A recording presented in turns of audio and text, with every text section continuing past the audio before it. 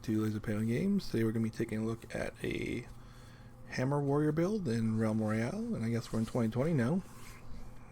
And this is going to be mostly for duo and squad, but you could still use it for solos. Alright, so let's take a look at the ability slot first, and we're going to be taking Gladiator here. It's going to reduce the cooldown of Shielding Shout, Healing Shout, and Net Shot, so all three abilities. We're mainly going to be using Healing Shout, but for early game you're going to be able to pick up anything and just have a decent cooldown with it. We're not going to worry about the Net Shot so much because we're not a sword build, and if we really want to use some shields sometimes we can as well, so we'll still have a decent cooldown with pretty much everything. For our weapon rune here, we're just going to stay with the Warrior's Arsenal and deal 20% more damage all the time, as opposed to the 3 seconds 40 damage after a movement ability with Hammer Time, because it doesn't really help too much when you're in an extended fight with a big number of people. So this ability seems more of like for solo play.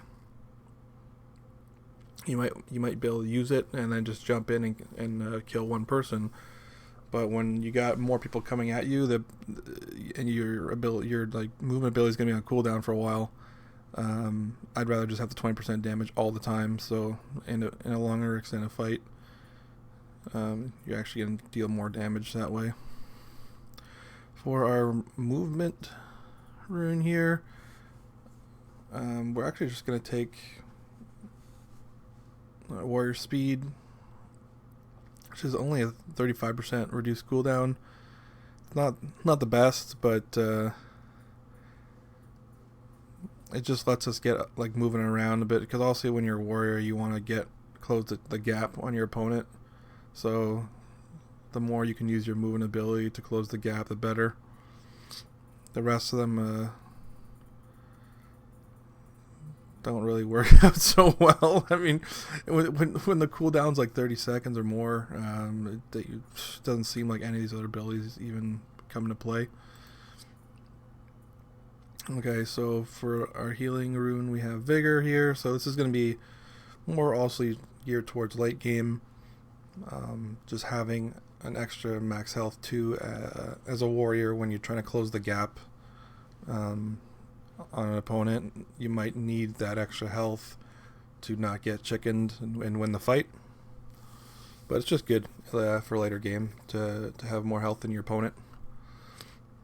Obviously, we're going to be taking Box here. It's going to gain 25 shards for eliminating a chicken. So also you're still going to have to get in a lot of fights to make this work. If you're playing duos, it's likely that you can share kills and stuff with your teammate anyway. So if one of you wants to actually go with Pennywise and the other one could actually finish the chicken kills, you could actually gain let one person disenchant and the other one can get the kills. If you're only really worried about winning the game and you're not worried about the kills, then you can definitely work out a better system that way, and it's just more efficient. But also most people aren't going to be doing that. Going back to the healing for a second, we're not really like healing. We're going to have enough passive regeneration. I'd say maybe you could still think about using it in a solo, but I just like the max health for sure, and especially in squads. Okay, for ability force, we're just going to be taking Forged Healing Shout.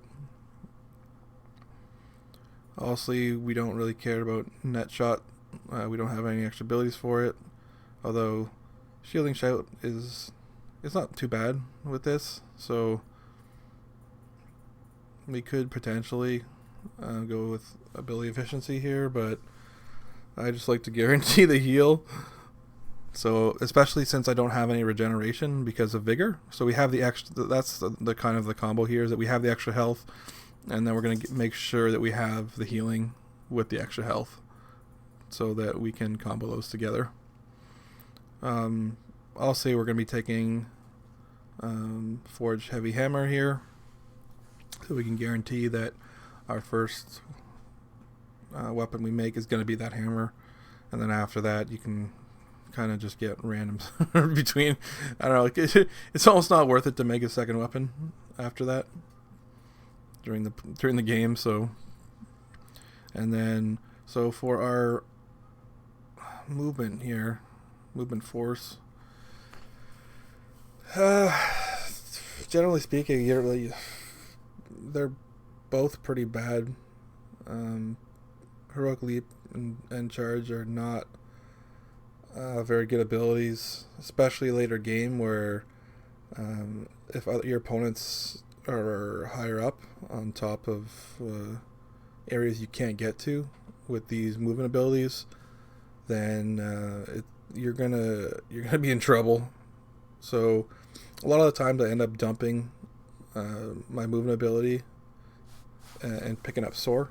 If you can kill a mage or just find one, Soar is actually going to help you very much in the end game when the circle is really small, and especially if you end up in the like fungal jungle or something and you can get up on top of a mushroom. But that's for that. So we so basically it's going to make it so both of these abilities are not very good, but they kind of they'll be like a little small combo together for it's going to help you loot near the start of the game, basically, to have the better cooldown. And then if you really want to get a better leap, it's really the last thing you're going to forge for. If you have extra shards that you can't do anything with, is the only time you're really going to worry about making a movement ability. Other than that, I mean, you're really just not going to care, and you can pick up other movement abilities and not worry about the warrior ones, because they're going to get you in trouble a lot of the time anyway. So here I like to always take incubation, which is going to let you revive faster as a chicken.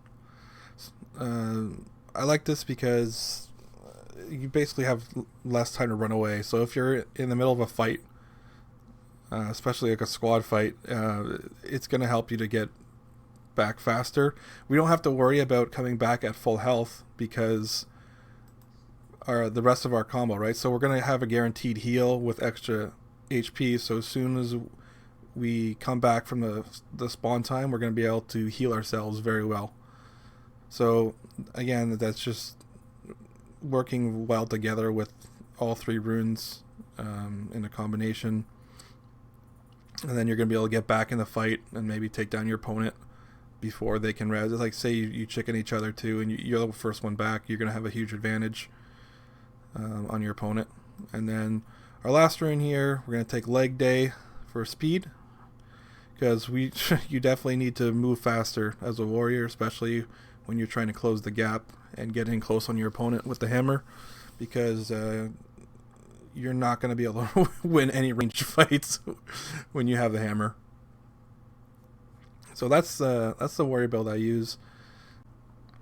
Let me know what you guys use for your warrior builds in the comments below, and if you tried this out and you liked it, then you hit the like button.